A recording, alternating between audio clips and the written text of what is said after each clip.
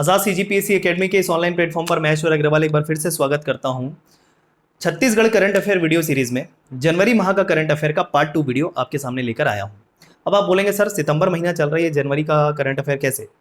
हमारे द्वारा डेफिनेटली इस प्लेटफॉर्म के द्वारा करंट अफेयर की वीडियो सीरीज छत्तीसगढ़ को लेकर थोड़ी लेट शुरू की गई, तो जनवरी माह का करंट अफेयर का पार्ट 1 वीडियो आ चुका है, ये पार्ट 2 वीडियो है।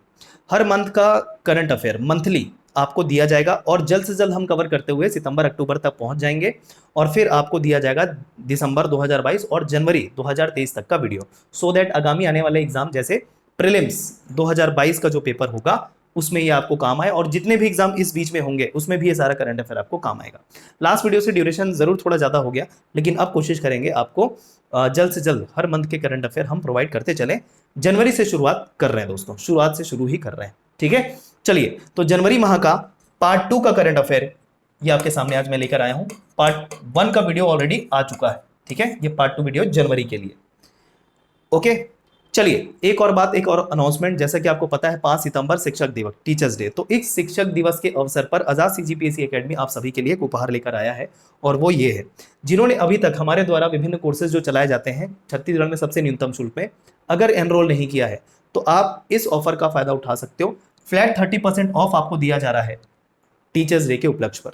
हमारे द्वारा पूरे छत्तीसगढ़ में अभी तक हमने रिकॉर्ड बनाया है, पूरे छत्तीसगढ़ में पूरे डिटेल के साथ एग्जाम पैटर्न को ध्यान में रखते हुए हर एक विषय की डिटेल स्टडी करा रहे हैं छत्तीसगढ़ में सबसे न्यूनतम शुल्क पे। आजाद सीजीपीएससी एकेडमी प्लेटफॉर्म का नाम एंड्रॉयड एप्लीकेशन इंस्टॉल कीजिए। उस एप्लीकेशन के अंतर्गत स्टोर वाले सेक्शन में विभिन्न कोर्सेस हैं, सभी विषय को लेकर समन्वित संयुक्त सीरीज है और इंडिविजुअल विषय भी लेना चाहे तो वो भी उपलब्ध है, जैसे छत्तीसगढ़ का संपूर्ण सामान्य अध्ययन, मैथ्स और रीजनिंग का पूरा कोर्स है। इसके अलावा संविधान है, इतिहास है, साइंस है और भी जैसे जैसे विषय इंडिविजुअल लॉन्च करते जाएंगे आपको सूचना दे दी जाएगी। तो आप इंडिविजुअल कोर्स भी ले सकते हैं और सभी विषय को लेकर जो समन्वित संयुक्त सीरीज है, जिसमें छत्तीसगढ़ का संपूर्ण सामान्य अध्ययन, आपको भारत सामान्य अध्ययन के अंतर्गत आने वाला समस्त विषय, मैथ्स और रीजनिंग एक ही बैच के अंतर्गत दिया जा रहा है। लाइव क्लास के माध्यम से कवर करते हैं, रिकॉर्डेड भी दी जाती है, कितने बार भी वीडियो देखो, ठीक। पीडीएफ मटेरियल भी दिया जाता है, क्लियर है। तो सबसे न्यूनतम शुल्क, आके देखिए। डेमो वीडियो चाहिए, चैनल पर उपलब्ध है, डेमो वीडियो के नाम से आप सर्च कर लीजिएगा या वीडियोस वाले सेक्शन में जाएंगे चैनल पर ही, यूट्यूब चैनल पर ही, तो वहाँ पर लाइन से आपको वीडियोस दिख जाएंगे, तो आप उसे डेमो वीडियो की तरह कंसिडर कर सकते हैं। तो ध्यान रखिए, 2 दिन के लिए दिया जा रहा है, 5 और 6 सितंबर, मतलब शिक्षक दिवस के दिन और अगले दिन 2 दिन के लिए ऑफ रहेगा 30% का। वैसे ही न्यूनतम शुल्क, उस पर भी 30% ऑफ आपको दे रहे हैं। आपको कूपन कोड दिखाई देगा वहां पर टीचर्स 30 के नाम से, ठीक है। टीचर्स 30 के नाम से कूपन कोड दिखाई देगा, टाइप वगैरह कुछ नहीं करना है, अप्लाई कर देना है, इंस्टेंट डिस्काउंट मिल जाएगा। इसके अलावा कोई भी डाउट हो तो इस दिए हुए फोन नंबर पर आप कॉल करके अपनी दुविधा का समाधान कर सकते हैं दोस्तों, ठीक है। तो टीचर्स की तरफ से, आजाद सीजीपीएससी एकेडमी के सभी टीचर्स की तरफ से आप सभी को उपहार, ठीक है। चलिए, अब आगे बढ़ते हैं, शुरू करते हैं। अच्छा, एक और बात, इस संबंध में कोर्स कैसे क्या, तो मैंने बताया Azad CGPSC academy android application play store पे जाके कर लेना। इसके अलावा डिस्क्रिप्शन बॉक्स में भी आपको लिंक शेयर कर दिया जाएगा। आगे बढ़ते हैं, चलिए शुरू करते हैं जनवरी माह का करंट अफेयर का पार्ट 2। लास्ट जो जनवरी का पार्ट 1 था उसमें मैंने यहां पर से एंड किया हुआ था, मतलब लास्ट स्लाइड जो मैंने पढ़ाई थी वो ये पढ़ाया था। आइए यहीं से कंटिन्यू करते हैं फ्रेंड्स, ठीक है, यहीं से कंटिन्यू करते हैं। चलिए, स्किल हब इनिशिएटिव और 100 दिवसीय अभियान। पहले तो देखो शुभारंभ कब हुआ और क्या है सब बताऊंगा। 1 जनवरी 2022 को पंचायत ग्रामीण विकास मंत्री टीएस सिंहदेव और स्कूल शिक्षा मंत्री प्रेम साय सिंह टेकाम के द्वारा ये शुभारंभ किया गया, ठीक। 100 दिवसीय अभियान एक अलग अभियान है और स्किल हब इनिशिएटिव एक अलग चीज है। 100 दिवसीय अभियान स्कूल के छात्रों के लिए, मतलब आंगनबाड़ी के छात्रों से शुरुआत करते हुए, छात्र छात्राओं से शुरू करते हुए कक्षा 8वीं तक के छात्र छात्राओं के लिए ये 100 दिवसीय अभियान है। क्यों?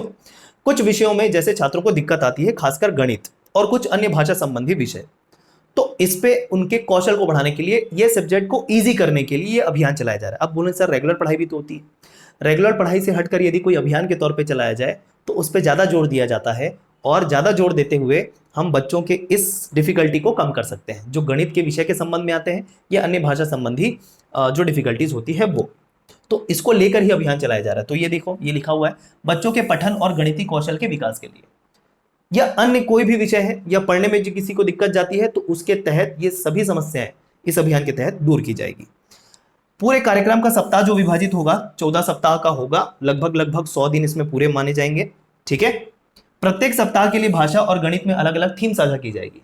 जो अलग अलग टॉपिक होते हैं उसके हिसाब से थीम सेट की जाएगी। जैसे आपको पता है हर एक कार्यक्रम का अपना एक थीम होता है दोस्तों, उसी प्रकार थीम के आधार पर हर वीक अलग अलग थीम जो है वो साझा की जाएगी। ठीक है, ये था आपका 100 दिवसीय अभियान। ध्यान रखिएगा आंगनबाड़ी लेवल से शुरू करते हुए कक्षा 8वीं तक के बच्चों के लिए है। 3 स्तर, पहला स्तर आंगनबाड़ी से दूसरी कक्षा तक के लिए, दूसरा स्तर कक्षा तीसरी से 5वीं तक के लिए, और तीसरा स्तर 6वीं से 8वीं तक के बच्चों के लिए है। आगे बढ़ते हैं, स्किल हब इनिशिएटिव क्या है? स्किल हब इनिशिएटिव ऐसे बच्चों के लिए है जो स्कूल छोड़ चुके हैं। ठीक है, किसी भी कारण की वजह से हो सकता है वो स्कूल छोड़ चुके हैं और दोबारा स्कूल में आ ही नहीं पाए, लेकिन आगे अब उनको कुछ तो करना है, तो उनके कुछ करने के लिए फ्यूचर में गवर्नमेंट मदद कर रही है इस इनिशिएटिव के द्वारा। तो विद्यालय स्तर पर उनको समग्र शिक्षा देना और साथ ही साथ व्यावसायिक शिक्षा पर आधारित कौशल केंद्र की स्थापना करना या कौशल केंद्र की पहल करना इस इनिशिएटिव का लक्ष्य है। ठीक है, तो स्कूल छोड़ चुके बच्चों को स्कूल स्तर पर समग्र शिक्षा प्रदान करने की कोशिश की जाएगी कम ड्यूरेशन में। साथ ही साथ कौशल केंद्र की स्थापना करके उनके कौशल को विकसित किया जाएगा, उनके स्किल को उभारा जाएगा, ताकि वह स्वरोजगार या कोई भी रोजगार के लिए उन्मुखी हो सके। ओके, आगे बढ़ते हैं। तो राज्य में कुल 86 विद्यालयों का चयन किया गया है। 17 जिलों के 18 विद्यालयों का चयन प्रथम चरण के लिए किया गया है। आयु वर्ग होगा 15 से 29 वर्ष। आयु वर्ग ध्यान रखिएगा, ऐसे छात्र इसमें होंगे जो स्कूल छोड़ चुके डेफिनेटली, लेकिन 15 से 29 वर्ष की आयु का हो। ठीक है, कोई भी ऐसा नहीं कि 30-32 वर्ष अगर वो स्कूल छोड़ चुका है तो इसमें जा पाएगा, नहीं, 15 से 29 वर्ष तक की आयु वर्ग इसमें शामिल होगी। 40 विद्यार्थियों की एक बैच होगी इसमें। सर्टिफिकेशन कार्यक्रम के माध्यम से होगा। कुल अवधि होगी 6 महीने की। सर्टिफिकेशन कोर्स के जैसा होगा ये, और 6 महीने की इसकी अवधि होगी। क्लियर है ये? ओके, आगे बढ़ते हैं। आइए देखिए, उन्नति परियोजना। देखो करंट अफेयर में क्या है कि बहुत सारे फैक्ट, बहुत सारी योजनाओं को सरकार के द्वारा इनिशिएटिव को कवर करना होता है। ठीक है, तो सुनते चलिए। नोट्स बनाना चाहे तो नोट्स बना सकते हैं, अदरवाइज ये पीडीएफ आपको शेयर कर दिया जाएगा। ये पीडीएफ आर्थिक सर्वेक्षण का पीडीएफ, हमारे द्वारा एमसीक्यू सीरीज चलाई जाती है उसका पीडीएफ आपको बता दिया जाएगा नेक्स्ट सेशन में कि कहां से प्राप्त होगा। इस पे हम काम कर रहे हैं कि सभी पीडीएफ को एकत्रित करके आपको प्रोवाइड करवाया जाएगा। मुफ्त होगा पूरी तरीके से हमारे एंड्रॉयड एप्लीकेशन पर, लेकिन कहां पर प्राप्त होगा ये मैं नेक्स्ट वीडियो में आपको क्लियर कर दूंगा। ठीक है, उस पर काम कर रहे हैं हम, एक साथ एकत्रित करके आपको देने का। उन्नति परियोजना है दोस्तों मनरेगा श्रमिकों के कौशल उन्नयन के लिए। कौशल की जरूरत हर किसी को होती है, स्किल की जरूरत हर किसी की होती है, क्योंकि अगर कौशल है तो कार्य में एफिशिएंसी भी बढ़ती है। कार्य का जो आउटपुट होता है, ठीक है, आउटपुट होता है वो भी अलग तरीके का, अलग लेवल का होता है ना। तो हर किसी के लिए, चाहे वो मजदूर वर्ग हो, चाहे श्रमिक वर्ग हो, चाहे कोई और हो, स्किल का होना जरूरी है। तो इसी उद्देश्य को लेकर सरकार समय समय पे कौशल विकास के लिए कदम उठाती रही है। ठीक है, तो इसी कार्यक्रम मतलब इसी कदम को लेकर अगर हम बात करें, उन्नति परियोजना है मनरेगा श्रमिकों के कौशल विकास के लिए। याद रहेगा annual state of education report, जिसको हम असर के नाम से भी जानते हैं, ASAR। ठीक है, annual states of education report 2021। आइए देखते हैं इस एजुकेशन रिपोर्ट के माध्यम से क्या क्या बताया गया है। पढ़े तू हर द्वार, ये आपने सुना होगा कोरोना के समय। जिनके घर में बच्चे होंगे वो भली भांति परिचित होंगे, जिनके घर में बच्चे नहीं भी होंगे एक ना एक बार आपने पढ़ई तू हर द्वार सुना ही होगा, और जो नहीं भी सुना होगा तो नाम से क्लियर हो रहा है पढ़ई तू हर द्वार जो है कोरोना के समय शुरू किया गया एक बहुत ही महत्वपूर्ण सरकार के द्वारा कदम था। घर घर एजुकेशन पहुंचनी चाहिए, इवन क्लासेस या स्कूल ऑफ चल रहा है फिर भी, तो ये बोला गया पढ़ई तू हर द्वार, मतलब आपके द्वार में ही पढ़ाई करवाई जाएगी, है ना, ऑनलाइन कक्षाओं के माध्यम से। तो ये चलाया गया पढ़ई तू हर द्वार। उसी को लेकर आप बात करेंगे रिपोर्ट्स की। तो पढ़ई तू हर द्वार को लेकर पूरे प्रदेश में रायगढ़ जिला प्रथम स्थान पर रहा, मतलब परफॉर्मेंस को लेकर। तो पढ़ई तू हर द्वार आप कह सकते हो ये जो सबसे ज्यादा सक्सेसफुल रहा ये रायगढ़ जिले में रहा। प्रथम स्थान प्राप्त हुआ रायगढ़ जिले को पढ़ई तू हर द्वार को लेकर। ठीक है, आगे बात करते हैं। पढ़ई तू हर द्वार वेबसाइट पोर्टल पे भी जागरूकता विभिन्न शिक्षा मॉडल के क्रियान्वयन में 40.9% के साथ रायगढ़ प्रथम स्थान पर रहा। तो जागरूकता को लेकर हो गया, विभिन्न शिक्षा मॉडल किस तरीके से पढ़ाई जाना चाहिए, अलग अलग मॉडल तैयार किए गए, उसमें भी 40.9% के साथ रायगढ़ का प्रथम स्थान है। तो ओवरऑल रायगढ़ को आपको ध्यान रखना है, ये प्रतिशत अगर पूछ लिया जाए तो ये भी आपको ध्यान में रखना है। आगे बढ़ते हैं। उसके अंतर्गत एक सीख कार्यक्रम भी चलाया गया। सीख कार्यक्रम में भी रायगढ़ जो है वो भी प्रथम स्थान पर रहा है। तो जैसे कि मैंने कहा ओवरऑल रायगढ़ यहाँ पर ध्यान आ रहा है। सीख कार्यक्रम क्या है? यूनिसेफ और राज्य साक्षरता मिशन प्राधिकरण की साझेदारी से एक कार्यक्रम चलाया गया। यूनिसेफ, ठीक है, और राज्य साक्षरता मिशन प्राधिकरण राज्य साक्षरता मिशन प्राधिकरण के साझेदारी से यह सीख कार्यक्रम चलाया गया। ठीक है, कक्षा तीसरी और पांचवी के बच्चे जो जोड़ने और घटाने की प्रक्रिया जानते हैं, इस वर्ग में प्रथम स्थान धमतरी ने प्राप्त किया। तो एक स्थान धमतरी का यहां पर आप कह सकते हो कि सुरक्षित है। इसमें कक्षा तीसरी और पांचवी के बच्चे जो जोड़ना घटाने की प्रक्रिया जानते हैं, इस वर्ग में प्रथम स्थान धमतरी को प्राप्त हुआ है। ठीक है, तो ये एजुकेशन रिपोर्ट की बात है, इसको ध्यान में रखते चलिए। रायगढ़ अभी तक आपने ज्यादातर देखा, एक तो पढ़ाई तुहार द्वार में रायगढ़, ऊपर से सीख कार्यक्रम में रायगढ़, लेकिन तीसरी और पांचवी के बच्चे जोड़ने घटाने की प्रक्रिया के तहत जो प्रथम स्थान प्राप्त किया है जिला, वो है धमतरी। आगे बढ़ जाए, आइए अब थिंक बी परियोजना की बात करते हैं। बहुत ही महत्वपूर्ण है, ध्यान रखिएगा। इससे डेफिनेटली आगामी एग्जाम में किसी ना किसी एग्जाम में, या हो सकता है बहुत सारे एग्जामों में इसके बारे में पूछे। थिंक बी परियोजना क्या है? सबसे पहले तो थिंक बी, ये इस तरीके से लिखते हैं थिंक बी को, और इसका फुल फॉर्म भी है। जैसे टी से हो गया टेक्नोलॉजी, एच से हो गया hub and innovation for knowledge Bastar. ठीक है, टी से टेक्नोलॉजी, एच से हब, आई से इनोवेशन, एन से नॉलेज, बी से बस्तर। ठीक है, क्लियर? बात समझ में आई? सॉरी देखो, हाँ, के से आपका नॉलेज आएगा, के से आपका नॉलेज आएगा, माफ करना, एन से मैंने नॉलेज कह दिया था। ठीक है, के से देखो आई एन का इनोवेशन हो गया, आई एन का इनोवेशन हो गया, और नॉलेज मतलब आपका के से होगा, माफ करना। ठीक है, नॉलेज से एन बोल दिया था, नॉलेज से, नॉलेज की स्पेलिंग के से शुरू होती है ना, तो के। तो ये थिंक का फुल फॉर्म है, फिर से बोलें, technology hub and innovation for knowledge Bastar. मतलब बस्तर के लिए शुरू की गई योजना है, बस्तर के युवाओं को रोजगार उन्मुखी बनाने के लिए, स्वरोजगार के लिए प्रेरित करने के लिए, या नवाचार जिसको इनोवेशन कहते हैं, उसमें भी आगे बढ़ाने के लिए। ठीक है, तो नवाचार को लेकर, रोजगार को लेकर, स्वरोजगार को लेकर बस्तर के युवाओं को विकसित करना हर तरीके से, ये थिंक बी परियोजना चलाई जा रही है। बस्तर के लिए है, ध्यान रखिएगा। थिंक बी में फुल फॉर्म भी बी से बस्तर है आपका, technology hub and innovation for knowledge Bastar. ठीक है, ये इसका फुल फॉर्म है। जब लोकवाणी 25वीं संस्करण, लोकवाणी मतलब मुख्यमंत्री भूपेश बघेल जो है वो छत्तीसगढ़ के निवासियों से एक मतलब एक तरीके से क्वेश्चन आंसर सेशन, जैसे मन की बात आप देखते हैं ना, वैसी ही लोकवाणी है। तो मुख्यमंत्री भूपेश बघेल जी, होता है कई बार स्लिप ऑफ टंग का प्रॉब्लम थोड़ा होता है कई बार पढ़ाने में, तो भूपेश बघेल जी के द्वारा ये वार्ता जो है होती है समय समय पर। तो 25वीं संस्करण उसकी हुई, तो उसमें भूपेश बघेल के द्वारा थिंक बी परियोजना का भी जिक्र किया गया। ठीक है, ये बात आपको ध्यान है। वैसे तो लोकवाणी का 25वीं संस्करण जो है वो मैं उसके आगे बताने वाला हूं आपको, उसमें और क्या खास बात है। ठीक है, बस्तर के युवाओं को देखो, नवाचार मतलब इनोवेशन, स्वरोजगार, ठीक है, उद्यमिता के लिए प्रोत्साहित करना। ठीक है, रोजगार के लिए भी कह सकते हो, लेकिन रोजगार को आप बेटर है स्वरोजगार करना। स्वरोजगार करना मतलब खुद का रोजगार, मतलब बिजनेस। ठीक है, ओके, और उद्यमिता मतलब उद्यम के लिए खुद को तैयार करना, ऐसा आप ध्यान में रखो। तो ये तीन चीज आपको ध्यान रखना है। इसके लिए प्रोत्साहित करने के लिए बस्तर के युवाओं द्वारा, युवाओं के लिए ये परियोजना चलाई गई। ठीक, आगे बात करते हैं। तो थिंक भी क्लियर है। भगिनी प्रसूति सहायता, वर्तमान में इसका नाम है मिनी माता महतारी जतन योजना। इसके तहत देखते हैं क्या चेंजेस हुए। 1 जनवरी 2022 मुख्यमंत्री श्री भूपेश बघेल ने भगिनी प्रसूति सहायता योजना में मिलने वाली राशि कितनी, 10,000 रुपए को 20,000 रुपए कर दिया। सीधा 10,000 रुपए से बढ़ाकर कितना कर दिया दोस्तों, 20,000 रुपए कर दिया। ठीक है, हितग्राही कौन होते हैं इसके अंतर्गत, इस योजना के अंतर्गत हितग्राही कौन होते हैं? अब डेफिनेटली नाम है प्रसूति सहायता। ठीक है, तो प्रसूति के समय यह सहायता दी जाती है। ठीक है, ये हितग्राही होते हैं जो छत्तीसगढ़ भवन एवं अन्य सनिर्माण कर्मकार कल्याण मंडल के अंतर्गत आने वाले श्रमिक आप कह सकते हो।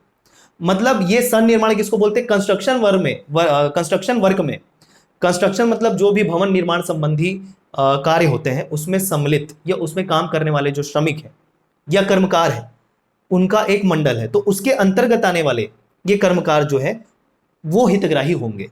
ठीक है, तो वही लिखा हुआ है, छत्तीसगढ़ भवन एवं अन्य सनिर्माण कर्मकार कल्याण मंडल के अंतर्गत आने वाले जो पंजीकृत हो या फिर उनके पास श्रम कार्ड हो, उनके पास क्या हो, श्रम कार्ड हो। ठीक है, तो वो हितग्राही होंगे इसके अंतर्गत। 10,000 रुपए से लेकर बढ़ाकर 20,000 रुपए कर दिया गया इस राशि को, इस कारण इसको आपको ध्यान में रखना है। प्रसूति योजना का लाभ अधिकतम 2 बार दिया जाएगा। 2 बार कोई महिला प्रेग्नेंट है तो उनकी डिलीवरी के समय ये सहायता राशि दी जाएगी, अधिकतम 2 बार। ठीक है, यह राशि 3 किश्तों में दी जाएगी। साथ ही साथ ये जो 20,000 रुपए है 3 किश्तों में दी जाएगी। तो क्लियर है, ये आपका भगिनी प्रसूति सहायता क्लियर है, मिनी माता महतारी जतन योजना के नाम से जो हम जान रहे हैं, ठीक है। 10,000 रुपए से 20,000 रुपए कर दिया गया है। आगे बढ़ते हैं, आइए। रैली कोसा समर्थन मूल्य। अब ये देखिए, कोसा के समर्थन मूल्य की बात कर रहे हैं, वो भी किस प्रकार के, रैली प्रकार के कोसा की बात कर रहे हैं। कोसा के अलग अलग प्रकार आप देखते हो, वैसे रेशम के भी अलग अलग प्रकार आप देखते हो, ठीक है। तो उसमें दो कोसा का नाम ध्यान रखना, रैली कोसा और डाबा कोसा, ठीक है। रैली कोसा और डाबा कोसा। डाबा कोसा ऐसा है जिसको लेकर पहले भी समर्थन मूल्य चल रहा था, लेकिन अब रैली कोसा को भी शामिल कर लिया गया दोस्तों, ठीक है। रैली कोसा को भी शामिल कर लिया गया, इस कारण लिखा है रैली कोसा समर्थन मूल्य। 12 जनवरी 2022 को छत्तीसगढ़ राज्य सरकार द्वारा निर्णय लिया गया कि रैली कोसा का क्रय अब समर्थन मूल्य पर छत्तीसगढ़ राज्य लघु वनोपज संघ द्वारा किया जाएगा। हर एक डिटेल निकल के आ रहा है। पहला, 12 जनवरी 2022 को घोषणा हुई कि अब रैली कोसा जो है उसका क्रय जो है, मतलब खरीदारी जो है, वो समर्थन मूल्य पर किया जाएगा। किसके द्वारा? छत्तीसगढ़ राज्य लघु वनोपज संघ द्वारा किया जाएगा। इसके पहले कौन करता था? इसके पहले ये रैली कोसा को व्यापारियों द्वारा खरीद लिया जाता था। इसमें कुछ न्यूनतम समर्थन मूल्य जैसा नहीं था दोस्तों, लेकिन अब सरकार इसको एंश्योर कर रही है न्यूनतम समर्थन मूल्य के द्वारा, ठीक है। न्यूनतम नहीं बोलना चाहिए, माफ करो, समर्थन मूल्य के द्वारा, ठीक है। न्यूनतम नहीं बोलेंगे, केवल समर्थन मूल्य ध्यान रखेंगे, ओके। चलो, राज्य में दो प्रकार के कोसा का उत्पादन होता है, जैसे कि मैंने बोला, रैली कोसा और डाबा कोसा। रैली कोसा जो है साल वृक्ष पर प्राकृतिक रूप से पाए जाने वाले कीड़ों से होता है, और डाबा कोसा अर्जुन, साजा और लेंडिया आदि वृक्षों पर होता है, ठीक। आप चाहे तो कोसा के अन्य प्रकार भी देख सकते हैं, जैसे हम रेशम के भी प्रकार देखते हैं अलग अलग क्षेत्रों में, है ना। वैसे पहले डाबा कोसा की खरीदी जो है रेशम विभाग द्वारा की जाती थी, जैसे कि मैंने बोला रेशम विभाग द्वारा की जाती थी, और रैली कोसा की खरीदारी जो है वो व्यापारी द्वारा की जाती थी, लेकिन अब समर्थन मूल्य के द्वारा छत्तीसगढ़ राज्य लघु वनोपज संघ द्वारा किया जाएगा, ठीक। रैली कोसा परिमाण मतलब क्वांटिटी, परिमाण मतलब क्वांटिटी, यहां परिणाम नहीं है, परिमाण है, क्वांटिटी और गुणवत्ता में डाबा कोसा से उत्कृष्ट है। तो रैली कोसा को क्या बोल रहे हैं कि डाबा कोसा के कंपैरिजन में इसका क्वांटिटी भी ज्यादा निकल के आता है और क्वालिटी भी इसका अच्छा होता है, ओके। तो ध्यान रखें, समर्थन मूल्य पर लिया जाएगा रैली कोसा को लघु वनोपज संघ द्वारा, क्लियर है क्या? और छत्तीसगढ़ में दो प्रकार के कोसा का उत्पादन होता है, ये बताने की कोशिश की जा रही है। आगे बढ़ जाए, कोदो, कुटकी, रागी की खरीदी के बारे में बात करते हैं, आइए। पूर्व निर्धारित तिथि क्या थी? 1 दिसंबर से आपका 31 जनवरी 2022, जिसको बढ़ाकर कर दिया गया 15 फरवरी 2022 तक, ठीक है। खरीदारी की जाती है, अलग अलग बोलते हैं कि कृषि उत्पाद की, है ना। तो उसी के तहत जो खरीदारी अवधि होती है सरकार के द्वारा, वो भी महत्वपूर्ण होती है, एग्जाम में पूछ ली जाती है। तो पहले जो खरीदारी तिथि थी, निर्धारित तिथि कोदो, कुटकी और रागी को लेकर, वो 1 दिसंबर 2021 से 31 जनवरी 2022 तक की थी, लेकिन उसको बढ़ाकर कर दिया गया 15 फरवरी 2022 तक, ठीक। न्यूनतम समर्थन मूल्य कोदो और कुटकी का 3,000 रुपए प्रति क्विंटल, जबकि रागी का 3,377 रुपए प्रति क्विंटल है। लेकिन जैसा कि आपको ध्यान में रखना है, आप फरवरी 2023 में पीएससी 2022 का प्रीलिम्स देंगे, तो उसमें हो सकता है जनवरी में एक और नया डेटा निकल के आ जाए। तो चूंकि मैं जनवरी 2022 से आपके करंट अफेयर को कवर कर रहा हूं, इस कारण ये डेटा अभी के लिए आपको ध्यान में रखना है। ये डेफिनेटली आपका जाके आगे ये चेंज हो जाएगा, ठीक है, अगर सरकार इसमें परिवर्तन करती है तो, लेकिन अभी के लिए आप इसको ध्यान में रख लीजिए, कोई दिक्कत नहीं है।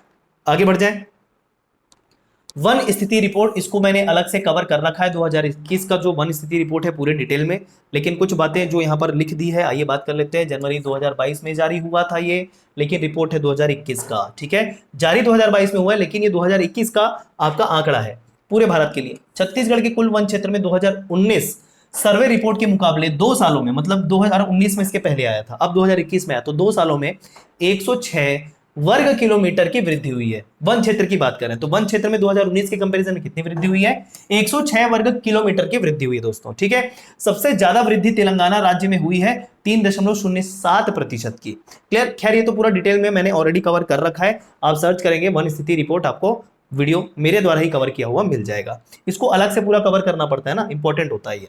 बस्तर कबीरधाम के वन क्षेत्र में आंशिक कमी देखने को मिली है। चलिए ठीक है, इसको ना आप अलग से ही करें तो बेहतर है, क्योंकि इसमें ज्यादा कुछ जानकारी है नहीं, अलग से वीडियो बना हुआ है, ठीक। वन स्थिति रिपोर्ट आजाद CGPC एकेडमी के नाम से सर्च करके पढ़ लेना। आगे बढ़ते हैं, छत्तीसगढ़ श्रम विभाग द्वारा पुरस्कृत या कुछ पुरस्कार? 7 जनवरी 2022 को श्रम विभाग द्वारा कुछ पुरस्कार की हम बात करेंगे। आइए, गोल्डन अवार्ड दिया गया छत्तीसगढ़ के श्रम विभाग को ई गवर्नेंस के लिए राष्ट्रीय पुरस्कार 2020-21 हेतु यूनिवर्सलाइजिंग एक्सेस इंक्लूडिंग ई सर्विसेज कैटेगरी में, कैटेगरी का नाम ध्यान रखना है, यूनिवर्सलाइजिंग एक्सेस इंक्लूडिंग ई सर्विसेज कैटेगरी, ठीक है, ई सर्विसेज कैटेगरी में ई श्रमिक सेवा के लिए, ई श्रमिक सेवा, ई मतलब आपको पता है कोई भी चीज ई जब जुड़ता है तो वहां पर आ जाता है कंप्यूटर, ऑनलाइन, ठीक है, तो ई श्रमिक सेवा के लिए अवार्ड दिया गया है, राष्ट्रीय पुरस्कार दिया गया है, ठीक है, गोल्डन अवार्ड की बात कर रहे हैं।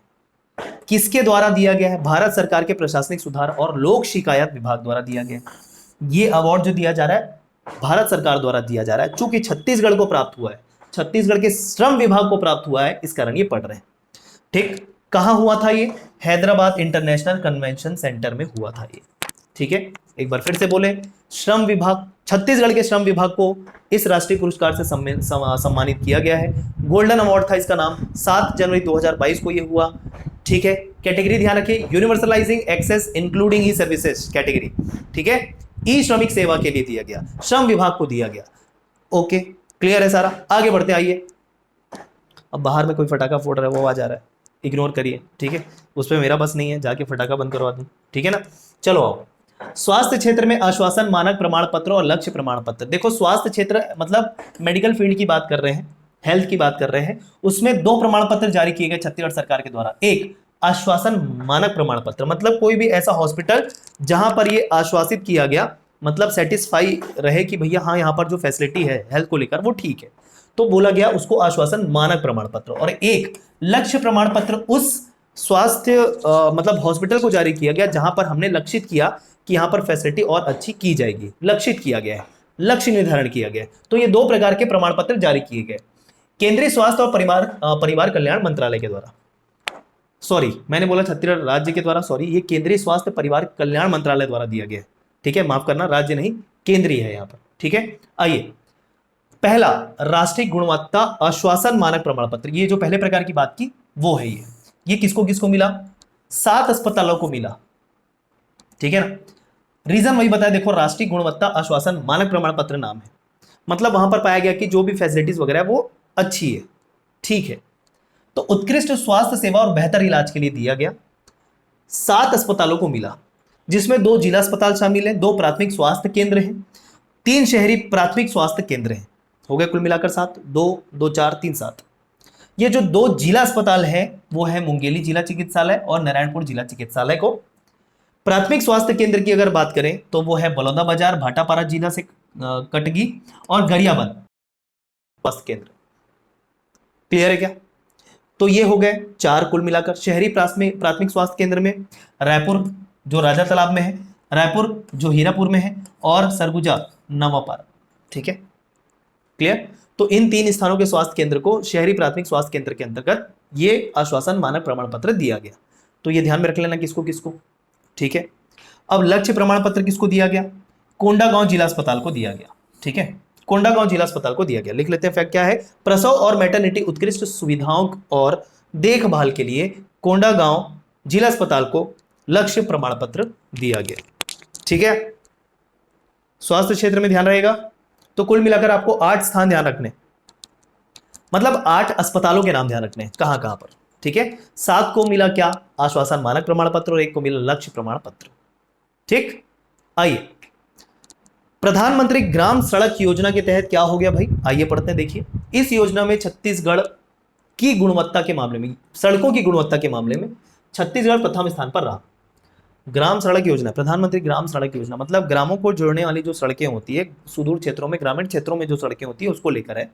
तो इस योजना में जो भी ग्रामीण क्षेत्रों में सड़क बनाई गई थी उसकी गुणवत्ता के मामले में छत्तीसगढ़ जो है पूरे भारत में प्रथम स्थान पर था, ठीक है। चालू वित्तीय वर्ष 2021-22 में पूर्ण और प्रगतिरत सड़कों के 393 निरीक्षण में कोई भी खराबी नहीं पाई गई, असंतोषप्रद श्रेणी में नहीं रखा गया सड़कों को, ठीक है। PMGSY प्रधानमंत्री ग्राम सड़क योजना के तीसरे फेज में राज्य को 5612 किलोमीटर लंबाई की सड़क आवंटित की गई थी। तो ये सारे फैक्ट है, ध्यान में रखना पड़ेगा, कुछ भी पूछ दे, है ना। आइए आगे बात करते हैं बेरोजगारी दर में छत्तीसगढ़ की स्थिति दिसंबर 2021 की स्थिति में। अभी ये डेटा और चेंज हो चुका है, आपको पता है 0.4% बेरोजगारी दर छत्तीसगढ़ में सबसे कम, है ना।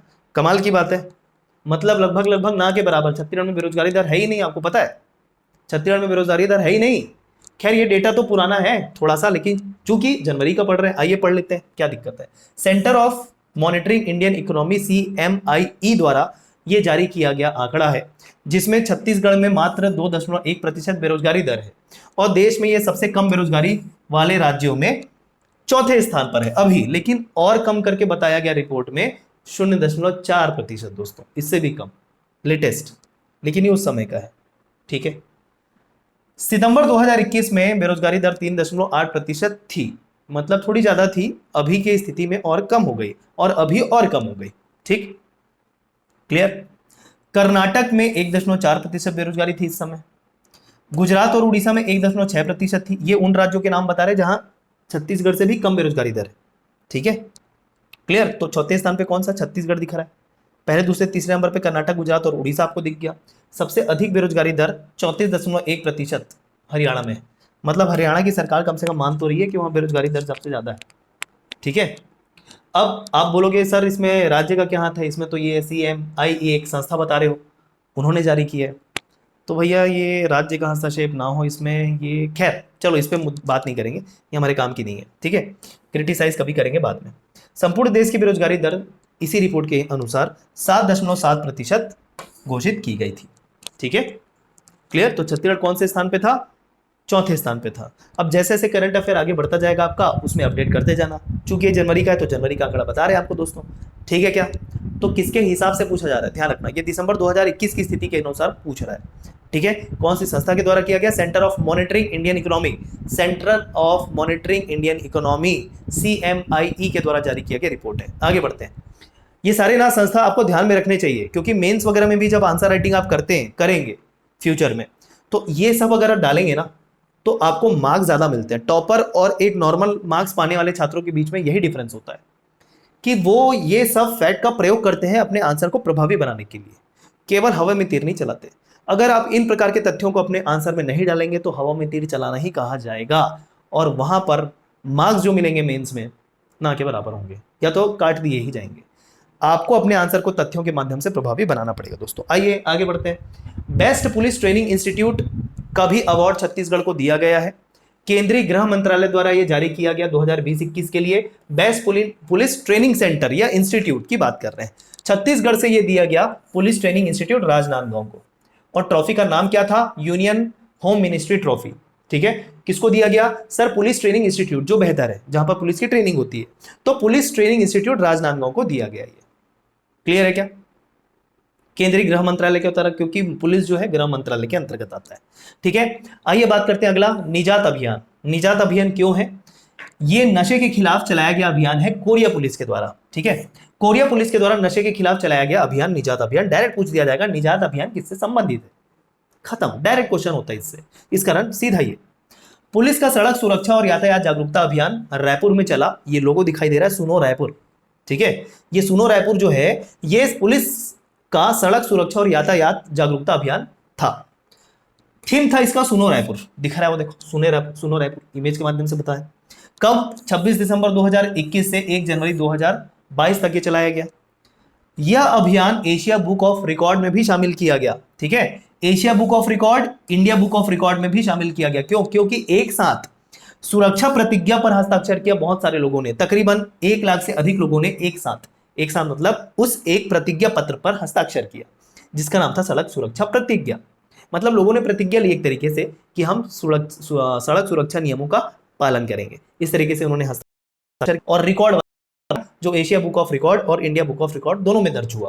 क्लियर? 1 लाख से अधिक लोगों ने इस पे हस्ताक्षर किए। बात समझ में आई? 26 दिसंबर 2021 से 1 जनवरी 2022। सुनो रायपुर किससे संबंधित है? ध्यान रखना है, सड़क सुरक्षा को लेकर ये अभियान, यातायात जागरूकता को लेकर अभियान था ये। आगे बढ़ते दोस्तों, आइए। देश के 112 आकांक्षी जिलों में, देश में कुल कितने आकांक्षी जिले? 112। उसमें नारायणपुर छत्तीसगढ़ को ध्यान रखना, किस लिए? जिला स्वास्थ्य और पोषण के क्षेत्र में देश भर में प्रथम स्थान मिला है, इसलिए देश भर में स्वास्थ्य और पोषण के क्षेत्र में नारायणपुर को पहला स्थान मिला है। आकांक्षी जिलों की बात कर रहे हैं 112 देश में, नारायणपुर किस लिए पहला? नारायणपुर आकांक्षी जिलों में छत्तीसगढ़ में किस लिए पहला? स्वास्थ्य और पोषण के क्षेत्र में, इसलिए प्रथम स्थान। ठीक है, पुलिस वीरता पदक, आइए बात करते हैं। 21 पुलिस अधिकारियों को पुलिस वीरता पदक से सम्मानित किया गया 26 जनवरी 2022 राज्यपाल के द्वारा। ठीक है, ये ज्यादा कुछ फैक्ट बनता नहीं कि कितने पुलिस को सम्मानित किया गया था, है ना, ऐसा कोई फैक्ट बनता नहीं दोस्तों। आगे बढ़ते आइए, लोकवाणी की 25वीं कड़ी या संस्करण, जैसे कि मैंने बताया ये लोकवाणी के माध्यम से मुख्यमंत्री श्री भूपेश बघेल जन संबोधन करते हैं, अपने बारे में बताते हैं, छत्तीसगढ़ कैसे प्रगति कर रहा है उसके बारे में बताते हैं, जो महत्वपूर्ण घटनाक्रम हुई उसके बारे में बताते हैं, और लोग उनसे कुछ प्रश्न भी पूछते हैं उसी के माध्यम से, तो उसका भी आंसर वो करते हैं। तो इसमें एक खास इन्होंने थिंक बी के बारे में बताया, थिंक बी परियोजना, ठीक है, जो मैंने अभी थोड़ी देर पहले डिस्कस किया था। इसके अलावा जो विशेष रहा है वो छत्तीसगढ़ के युवाओं के खेल प्रशिक्षण को लेकर भी उन्होंने बात की, और उसमें कुछ छत्तीसगढ़ के जो खिलाड़ी थे जिन्होंने बहुत सारा अच्छा मतलब खेलों में कुछ अचीव किया है उसके बारे में भी डिस्कशन किया। तो आइए इन्हीं सब खिलाड़ियों के बारे में बात करेंगे जिसका जिक्र लोकवाणी की 25वीं संस्करण के तहत मुख्यमंत्री ने किया। सबसे पहले प्रसारण कब हुआ, इसकी 25वीं कड़ी, ध्यान रखें, ऐसा भी पूछ सकता है लोकवाणी की कौन सी कड़ी अभी रिसेंट में हुई है, तो 25वीं कड़ी हुई है।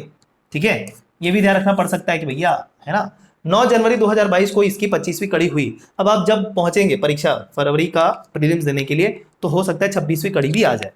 ठीक है, विषय था इसका युवा सपने और छत्तीसगढ़, युवाओं के बारे में खासकर बताया गया जैसे कि मैंने बोला। अब इसमें विशेष मतलब बहुत सारे ऐसे युवाओं के बारे में बात कर रहे हैं जिन्होंने कुछ अचीव किया इस दौरान। इसके पहले मतलब दुर्गा चंद्राकर का नाम ध्यान रखिएगा, जो गरियाबंद की है, नेपाल में आयोजित SBF इंटरनेशनल चैंपियनशिप में स्वर्ण पदक इन्होंने प्राप्त किया। ठीक है, नेपाल में आयोजित SBF इंटरनेशनल चैंपियनशिप में स्वर्ण पदक इन्होंने प्राप्त किया। तो नेपाल में आयोजित होने वाले SBF इंटरनेशनल चैंपियनशिप में स्वर्ण पदक प्राप्त करने वाली में दुर्गा चंद्राकर गरियाबंद से ध्यान रखना है। आगे बढ़ते हैं, ये सारे नाम आपको ध्यान में रखने हैं। अवंतिका श्रीवास्तव कौन है? भिलाई की है, इन्होंने मिसेस एशिया का खिताब जीता। ठीक है, और ये कहाँ आयोजित हुआ था दोस्तों? थाईलैंड में आयोजित हुआ था। ऐसा नहीं कि ये इवेंट किसी एक जगह में हुआ था, अलग अलग जगहों पे जो युवाओं ने अचीव किया है उसके बारे में बता रहे हैं। खेलो इंडिया गेम्स कहाँ हुआ था बोलो? हरियाणा। कब हुआ था सर? जून। ये सारी बातें आपको क्लियर होनी चाहिए ना, इंडियन करंट अफेयर के साथ लिंक करके पढ़ना है, तब ज्यादा मजा आएगा और इजी भी होगा। खेलो इंडिया गेम्स रिसेंट में जो हुआ हरियाणा में हुआ जून में। ठीक है, 2022 की बात कर रहे हैं। खेलो इंडिया गेम्स जनरली जनवरी फरवरी में शेड्यूल होते हैं, चूंकि आपको पता होगा जनवरी 2022 में कोरोना वाली स्थिति फिर से अपने चरम पर थी, तो इसकी वजह से डिले होकर इसको करवाया गया जून 2022 में हरियाणा में। ठीक है, उसमें किन्होंने क्या क्या जीता? शिवाक्ष साहू, रुद्राक्ष साहू दोनों ने तैराकी में स्वर्ण पदक और कांस्य पदक जीता क्रमशः। स्वर्ण पदक जीता शिवाक्ष ने और कांस्य पदक जीता रुद्राक्ष ने। नाम भी एक जैसा लग रहा है, शिवाक्ष रुद्राक्ष, शिवाक्ष रुद्राक्ष। ठीक है, तो शिवाक्ष ने स्वर्ण पदक जबकि रुद्राक्ष ने कांस्य पदक जीता। दोनों तैराकी, दोनों का क्षेत्र क्या था, गेम क्या था? तैराकी। यहां तक क्लियर? ठीक है, आगे और खेल से संबंधित कुछ युवाओं के नाम रखने हैं जिनका संबंध छत्तीसगढ़ से भाई। राष्ट्रीय शालेय एथलेटिक्स, ठीक है, राष्ट्रीय शालेय एथलेटिक्स में अर्जुन कुमार जगदलपुर से स्वर्ण पदक प्राप्त किए मैंने। ठीक है, नीतीश साहू मुंगेली घुरुआ प्रोजेक्ट में राष्ट्रीय पुरस्कार इनको प्राप्त हुआ। जैसे कि मैंने बोला खेलो इंडिया वाला इधर बता दिया, इसके अलावा ये सब अलग अलग स्थानों से जो या अलग अलग फील्ड से जो पदक प्राप्त कर रहे हैं, कुछ अचीव किया, उनकी बात है। ठीक है, तो राष्ट्रीय शालेय एथलेटिक्स अर्जुन कुमार जगदलपुर स्वर्ण पदक, नीतीश साहू मुंगेली घुरुआ प्रोजेक्ट में राष्ट्रीय पुरस्कार इनको प्राप्त हुआ। ठीक है, आगे बात करते हैं राधिका हिडको जो बालोद की है। इन्होंने अंतरराज्यीय कराटे प्रतियोगिता में सिल्वर मेडल प्राप्त किया। ठीक है, राज्यों के मध्य कंपटीशन हुआ था कराटे को लेकर, तो उसमें इन्होंने सिल्वर मेडल प्राप्त किया है राधिका हिडको ने। मधुलिका दत्ता, ठीक है, मधुलिका दत्ता कर्मवीर चक्र से इनको सम्मानित किया गया। सफेद मेडल होता है ये, क्यों? देखिए, कविता के माध्यम से सोशल वर्क के लिए दिया गया। कविता के माध्यम से इन्होंने लोगों में जागरूकता, एक समाज सेवा करने की कोशिश की, इसके लिए इनको कर्मवीर चक्र दिया गया। कर्मवीर चक्र एपीजे अब्दुल कलाम की श्रद्धांजलि में दिया जाता है। सारे फैक्ट क्लियर? राधिका हिडको, मधुलिका दत्ता, ठीक है। राज्य वीरता पुरस्कार से सम्मानित हुए कौन? अमन ज्योति जाहिरे, कोरबा से, अमन ज्योति जाहिरे। शौर्य प्रताप चंद्राकर, धमतरी से। तो इन दोनों का चयन राज्य वीरता पुरस्कार के लिए हुआ। राज्य वीरता पुरस्कार को लेकर दो नाम आपको ध्यान रखना है, अमन ज्योति जाहिरे कोरबा और शौर्य प्रताप चंद्राकर। कुछ भी पूछ दिया जाएगा, ये सारे तथ्य आपको पता होने चाहिए, ठीक है। दोनों का नाम राज्य वीरता पुरस्कार से ध्यान रखना, एक कोरबा से एक धमतरी से, ठीक। 15,000 रुपए नगद राशि, प्रशस्ति पत्र और चांदी का मेडल इनको प्रदान किया गया राज्य वीरता पुरस्कार को लेकर। और ये जो राधिका हिडको और मधुलिका दत्ता मैंने जो बताया, उनके फोटोज भी राइट साइड में आप देख सकते हैं, ठीक है। इसी कारण हम फोटो भी लगाए हैं ताकि आप देख के थोड़ा सा दिमाग को रेफरेंस दे सके, ताकि याद करने में ईजी हो। आगे बढ़े, आइए। बहुत सारे अभी व्यक्तित्व के नाम ध्यान रखने, इनका नाम पहचान लीजिए। अभी रिसेंट में भी इन्होंने बहुत कुछ अचीव किया है, मतलब बहुत बड़ा अचीव किया है, बताएंगे कौन क्यों, ठीक है। पहले ध्यान रखो, अमिता श्रीवास, वो जो उधर फोटो दिख रहा है, पर्वतारोही है ये।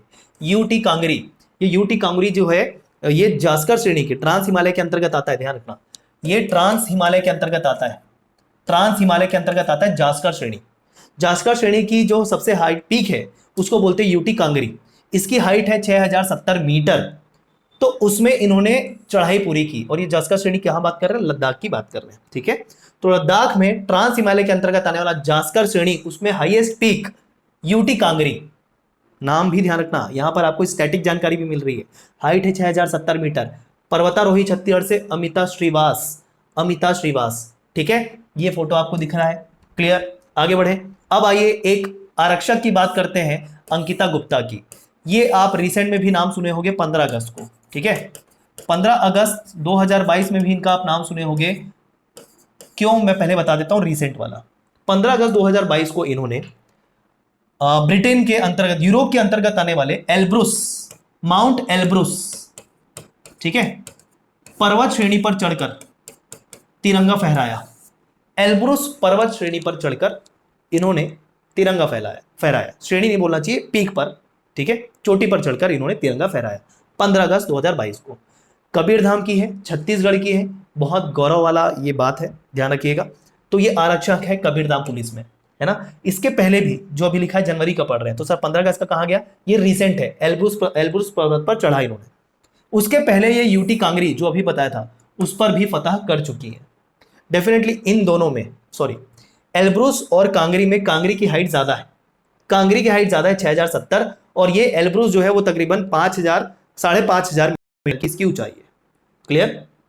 तो दो बार ये ऐसा अपना बहुत ही बड़ा काम दिखा चुकी है, एक बार जनवरी में चढ़ के यूटी कांगरी पर, और एक बार एल्ब्रुस पर्वत पर तिरंगा फहराकर 15 अगस्त को, ठीक है। तो ये नाम बिल्कुल नहीं भूलना है, ये एग्जाम में डेफिनेटली देख लेना, अंकिता गुप्ता का आएगा, कांस्टेबल है, आरक्षक है कबीरधाम पुलिस में, ठीक। आगे बढ़ते हैं, एस धनंजय का नाम ध्यान रखना, शतरंज में एस धनंजय मास्टर का खिताब जीता इन्होंने शतरंज में, ठीक है, इंटरनेशनल मास्टर का खिताब जीता है, अपना पहला खिताब है ये इनका, ठीक है। एस धनंजय का नाम शतरंज से ध्यान रखना। आगे बढ़ते हैं, ईशान भटनागर का। ये जो फोटो दिख रहा है ये ईशान भटनागर का है, ये जो फोटो दिख रहा है ये एस धनंजय का है, ठीक है। दोनों छत्तीसगढ़ से संबंधित है। तो ईशान भटनागर सैयद मोदी अंतरराष्ट्रीय बैडमिंटन चैंपियनशिप इन्होंने जीता मिश्रित युगल में, मिश्रित युगल में, ठीक। तो इन सभी का नाम आपको खेल से ध्यान में रखना है, पर्वतारोहियों के तौर पे भी ध्यान रखना है, तो बहुत ही महत्वपूर्ण है। आइए, एक और बहुत ही महत्वपूर्ण नाम, प्रमोद साहू। अब बोलोगे इनमें दोनों में से कौन है प्रमोद साहू? दोनों में से कोई भी प्रमोद साहू नहीं है। क्यों है, मतलब क्यों ये फोटो दिया मैंने? आइए, पहले तो प्रमोद साहू है कौन? रंगोली कलाकार है सर, अंतरराष्ट्रीय कला प्रोत्साहन मंच जिसका नाम है art show international, Los Angeles California America. दुनिया के टॉप 20 पोर्ट्रेट आर्टिस्ट में इनको जगह मिली है, सोच सकते हो। Art show international top 20 artist में इनको प्लेस मिला है, कैलिफोर्निया लॉस एंजलिस में। रंगोली कलाकार है, और ये जो देख रहे हो इनके द्वारा बनाई गई रंगोली है, ये इमेज नहीं है, फोटो नहीं है, समझे। ये रंगोली है, रंगोली जो प्रमोद साहू ने बनाया है, रायपुर से संबंधित है ये प्रमोद साहू, रायपुर के आर्टिस्ट हैं, रंगोली आर्टिस्ट हैं। और इस प्रकार के हाइपर रियलिस्टिक रंगोली बनाने के लिए इनको ये प्राप्त हुआ, टॉप 20 में जगह मिली, समझ रहे हो। तो देखो कि किस प्रकार की रंगोली है ना। तो जो नहीं जानते होंगे ध्यान रखना, हाइपर रियलिस्टिक रंगोली बनाने के लिए इनको ये मिला है, ठीक है, किताब। रामनवमी समाज के वृद्ध व्यक्ति ये जो दिख रहा है ये राम नामी समाज के व्यक्ति की जो इन्होंने रंगोली बनाई है वो, साथ ही साथ ऑल इंडिया प्लेटिनम अवार्ड मिला है इनको इस फोटो के लिए। साधुवाद की जो फोटो बनाई है, ये जो दिख रही है साधुवाद की फोटो दिख रही है, इसको बनाया है तो इसके लिए इनको ऑल इंडिया प्लेटिनम अवार्ड मिला है। और हाइपर रियलिस्टिक रंगोली जिसमें इनको टॉप 20 आर्टिस्ट में शामिल किया गया, वो राम नामी समाज के वृद्ध व्यक्ति के लिए मिला है। क्लियर? तो ये रंगोली जो देख पा रहे हो आप, इमेज नहीं है, रंगोली है। प्रमोद साहू का नाम ध्यान रहेगा, ध्यान रहेगा, ठीक है। तो इमेज के माध्यम से मैंने बताया किस प्रकार की रंगोली बनाते हैं। आगे बढ़ते हैं। नैना सिंह धाकड़, ये भी एक पर्वतारोही है। 3 पर्वतारोही का नाम आपने देख लिया। आइए 3 पर्वतारोही का नाम एक बार फिर से देखते हैं। अमिता श्रीवास, अंकिता गुप्ता और एक और आगे अभी Naina Singh Dhakad. India book of world record में इनका नाम दर्ज हुआ, क्यों? बस्तर की रहने वाली है, क्षेत्र भी इंपॉर्टेंट है, ठीक है। विश्व की सबसे ऊंची चोटी माउंट एवरेस्ट, और चौथी सबसे ऊंची चोटी जिसको बोलते हैं माउंट लोहेत्से, माउंट लोहेत्से ये है तिब्बत और नेपाल की सीमा पर, और माउंट एवरेस्ट है नेपाल पर। ये पहली ऊंची चोटी है पूरे विश्व की, ये चौथी सबसे ऊंची चोटी, ठीक है। तो उस पर सफलतापूर्वक चढ़ाई करने वाली देश की पहली महिला पर्वतारोही है ये नैना सिंह धाकड़। धाकड़ है, छत्तीसगढ़ की बस्तर की है, धाकड़ है, ऐसा ध्यान रख लो। ये उनकी फोटो है, ठीक, ये उनकी फोटो है। आगे बढ़ जाए। One nation one ration card की योजना केंद्र सरकार के द्वारा, आपको ध्यान रखना है, छत्तीसगढ़ में पहला वितरण शुभारंभ हुआ। छत्तीसगढ़ को पहला स्थान नहीं मिला, छत्तीसगढ़ में इसका पहला वितरण शुभारंभ हुआ। One nation one ration card, Chhattisgarh में इसका पहला वितरण शुभारंभ हुआ जनवरी में।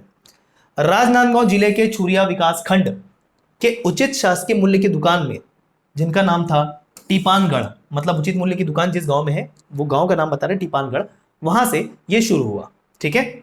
और ये देश का 35वां राज्य या केंद्र शासित प्रदेश, दोनों को मिलाकर बोल रहे हैं, तो ये 35वां राज्य बना छत्तीसगढ़ का। 35वां क्यों सर? केंद्र शासित प्रदेश और राज्य को मिलाकर बोल रहे हैं। 35वें स्थान पर था जिन्होंने वन राशन कार्ड की योजना का शुभारंभ किया अपने राज्य में, ठीक है। इससे पहले 34 और राज्य केंद्र शासित प्रदेश कर चुके थे, ये कह रहे हैं। आगे बात करते हैं विशिष्ट पराग, एक कहानी संग्रह है ये। विशिष्ट पराग की रचना किसने की, ऐसा पूछ सकते हैं। ये एक कहानी संग्रह है, किसके द्वारा? सुश्री कोमल पुरोहित धनसेर के द्वारा रचित। तो डायरेक्ट क्वेश्चन पूछ सकते हैं, विशिष्ट पराग की जो रचना है, कहानी संग्रह, किसने किया है? 4 ऑप्शन दे देगा, आपको ध्यान रखना है, सुश्री कोमल पुरोहित धनसेर। 23 जनवरी 2022 मुख्यमंत्री भूपेश बघेल ने विशिष्ट पराग का विमोचन किया, इसमें मुख्यमंत्री भी शामिल थे, ठीक है। बस्तर के पैरा मिलिट्री बल, पैरा मिलिट्री फोर्स के जवानों के जीवन पर आधारित है ये कहानी जो है, ठीक है। क्लियर? आगे बढ़ जाए, चलिए। इंदिरा कला संगीत विश्वविद्यालय अधिनियम संशोधन। इंदिरा कला संगीत विश्वविद्यालय कहां पर है सर? कहां पर है? खैरागढ़, आपको पता है, ठीक है सर। 1956 क्रमांक 19 में संशोधन क्या किया गया सर? कुलपति की आयु जो 65 वर्ष होती थी यहाँ की, वो कुलपति की आयु को बढ़ाकर कर दिया गया 70 वर्ष, ठीक है, ये ध्यान रख लेना। इसमें संशोधन के तहत क्या हुआ? कुलपति की आयु जो 65 वर्ष निर्धारित थी, अब उसको कर दिया गया 70 वर्ष, ठीक है। तो ये चेंजेस हुए हैं। 20 जनवरी 2022 राज्यपाल अनुसुईया उइके ने इस पर हस्ताक्षर किया, इस संशोधन पर। और वर्तमान कुलपति कौन है? तो मोक्षदा चंद्राकर है, ठीक है, मोक्षदा चंद्राकर। कौन है? ब्रैकेट में ममता चंद्राकर लिखा हुआ है, कैसे, ठीक है। आगे बात करते हैं गर्भ संस्कार महोत्सव। गर्भ संस्कार महोत्सव golden book of world record में दर्ज हुआ, क्यों भाई? सबसे पहले ग्राम सिलघट, ध्यान रखना, ग्राम सिलघट और उसके अंतर्गत नगर पंचायत भिंभौरी। जिला बात कर रहे हैं बेमेतरा की, यहां पर अगर नहीं लिखा है जिला तो लिख लेना, बेमेतरा की बात कर रहे हैं। बेमेतरा के अंतर्गत एक और क्षेत्र बेरला, उसके पास है ग्राम सिलघट, और फिर उसके अंतर्गत आए भिंभौरी, ठीक है। तो यहां पर अखिल विश्व गायत्री परिवार शांति कुंज जो हरिद्वार में है, उनके द्वारा ये आयोजित करवाया गया गर्भ संस्कार महोत्सव। काफी बड़े स्तर पर हुआ, इस कारण golden book of world record में ये दर्ज भी हुआ, ठीक है। और साथ ही साथ यहां पर मुख्यमंत्री भूपेश बघेल भी पधारे थे, तो उन्होंने भिंभौरी को नगर पंचायत बनाने की घोषणा भी कर दी। तो 2 बातें हुई एक साथ, एक तो यहां पर गर्भ संस्कार महोत्सव हुआ शांति कुंज गायत्री परिवार के द्वारा, क्षेत्र है सिलघट, भिंभौरी, जिला है बेमेतरा, वहां पर मुख्यमंत्री पधारे और भिंभौरी ग्राम को नगर पंचायत बनाने की घोषणा कर दी। 525 गर्भवती महिलाओं को का पुंसवन संस्कार किया, संस्कार है गर्भ संस्कार के अंतर्गत आता है। तो चूंकि इतने बड़े तादाद पे आप कह सकते हो 525 गर्भवती महिलाओं का ये संस्कार करवाया जा रहा है। इस कारण ये golden book of world record में दर्ज हुआ। ठीक है, बड़े स्तर पर कराया गया था। तो कितने बड़े स्तर पर कराया गया था? 525 गर्भवती। ठीक है, आगे बढ़ते हैं। आइए, मयाली एडवेंचर टूरिज्म का शुभारंभ। नाम ध्यान रखना, मयाली एडवेंचर टूरिज्म कहां पर शुरू हुआ? जशपुर कुनकुरी में। नाम एडवेंचर टूरिज्म का ध्यान रख लेना, कहां पर? कुनकुरी में, मयाली एडवेंचर टूरिज्म। ओके, आगे बढ़ते हैं। मिशन 90 क्या है सर? बलरामपुर। मिशन 90 संबंधित है बलरामपुर से, वो पहले ध्यान रखो। 10वीं और 12वीं बोर्ड परीक्षा में 90% छात्रों का चयन 90% के साथ करवाना है, यह उद्देश्य रखा गया है मिशन 90 के तहत। बलरामपुर जिले से संबंधित है। परीक्षा में जो 10वीं और 12वीं के छात्र हैं, बोर्ड परीक्षा होती है चूंकि आपको पता होगा, तो उसमें 90% छात्रों का 90% से ऊपर अंक लाना है, यह इस मिशन के द्वारा लक्ष्य किया गया है। ठीक है, आगे बात करें। विशेष जेल, एक विशेष जेल का निर्माण किया गया आरंग रायपुर में। तकरीबन 85 एकड़ में यह बना गया है और क्षमता इसमें 5000 बंदियों को रखने का। जब कभी भी रायपुर में लोड ज्यादा होगा जेल कैदियों का, उनको वहां से शिफ्ट करके कहां कर दिया जाएगा? आरंग के इस विशेष जेल में। निर्वाचन, ठीक है, आइए बात करते हैं। 2000 वर्ष 2021 में समग्र रूप से निर्वाचन कार्यों के संपादन में, सभी प्रकार के निर्वाचन हो, ठीक है, उसके संपादन में सर्वश्रेष्ठ जिला जो दिया गया वो रायगढ़ को दिया गया। मतलब निर्वाचन संबंधी जो कार्य यहां पर हुए रायगढ़ में सबसे बेस्ट हुए, ये आपको ध्यान में रख लेना है। ओके, बेंगलुरु के तर्ज पर 3D तारामंडल का निर्माण बिलासपुर में हुआ है। 3D तारामंडल आप देखना चाहें बिलासपुर में जाके देख लीजिएगा। ठीक है, तो आप अगर सोचे कि सर मुझे 3D तारामंडल देखना है, तो बोलो कहां जाओगे? मन में बोलो कहां जाओगे? बिलासपुर जाओगे। ओके, केसरा या कसेरा उद्वहन सिंचाई योजना कहां शुरू हुई? दुर्ग जिले के पाटन में। कसेरा या केसरा उद्वहन सिंचाई परियोजना कहां शुरू हुई? दुर्ग के पाटन में। पाटन किसका क्षेत्र है? भूपेश बघेल जी का, माननीय भूपेश बघेल जी का। खरीफ सीजन में 1000 हेक्टेयर भूमि पर लगभग सिंचाई के लिए जलापूर्ति की जाएगी इस सिंचाई परियोजना के माध्यम से। ठीक है, आइए लास्ट स्लाइड आज का। मुख्यमंत्री भूपेश बघेल के द्वारा खरखरा जलाशय का नाम बदल दिया गया। खरखरा जलाशय क्या है? जब छत्तीसगढ़ की आप जल परियोजना के बारे में पढ़ते हो तो खरखरा जलाशय का नाम आता है छत्तीसगढ़ का पहला मिट्टी निर्मित बांध के तौर पे, है ना। ये आपको स्टैटिक जीके के तौर पे पता है। अब इसका नाम परिवर्तित हो गया है, नाम कर दिया गया है राजीव गांधी जलाशय। ठीक, पूर्व प्रधानमंत्री राजीव गांधी के नाम पर नाम परिवर्तित कर दिया गया है खरखरा जलाशय का। खरखरा मोहंदी पाट परियोजना का नाम बदल के कर दिया गया है, मतलब नामकरण किया गया है दाऊ प्यारेलाल बेलचंदन के नाम पर। ठीक है, तो दो अलग अलग चीजें, जलाशय का नाम राजीव गांधी के नाम पर, खरखरा मोहंदी पाट परियोजना का नाम दाऊ प्यारेलाल बेलचंदन के नाम पर। ठीक है, आगे आए। ये जो प्रतिमा दिख रही है, ठीक है, भगवान झूलेलाल की है। ये कहां पर है? रायपुर के राजेंद्र नगर में। तो वही बात बता रहे हैं, विश्व में भगवान झूलेलाल की सबसे बड़ी प्रतिमा है अभी तक की ये राजेंद्र नगर रायपुर, न्यू राजेंद्र नगर रायपुर। 26 फीट इसकी ऊंचाई है। छत्तीसगढ़ में और कौन कौन सी बड़ी प्रतिमाएं हैं? तो देखिए, एक तो यही हो गई भगवान झूलेलाल की, न्यू राजेंद्र नगर रायपुर में। ठीक, उसके अलावा भगवान श्री राम की 51 फीट की जो है वो चंदखुरी में है, जाके देखिएगा चंदखुरी। ठीक है, कौशल्या माता मंदिर। बाबा बैजनाथ की है 51 फीट की मोती बाग में। स्वामी विवेकानंद की 37 फीट की है बूढ़ा तालाब में। ठीक है, ये मूर्तियों की बात कर रहे हैं। ओके, तो ये था दोस्तों जनवरी का पार्ट 2 का करंट अफेयर। जनवरी माह का हो गया करंट अफेयर पूरा, इसको रिवाइज जरूर करिएगा। जल्द से जल्द आपके लिए फरवरी का करंट अफेयर का वीडियो लेकर हम प्रस्तुत होंगे। धन्यवाद आप सभी का।